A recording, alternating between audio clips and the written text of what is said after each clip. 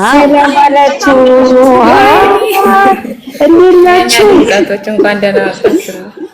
ዳይመንዷ ሰላም ነሽ? አለው ይመስገን። እንዴት ነሽ? እግዚአብሔር ይመስገን። ቡርኬ እንኳን ደስ አላችሁ፣ እንኳን ለዚህ ቀን አበቃችሁ። እንኳን አብሮ ደስ አለን።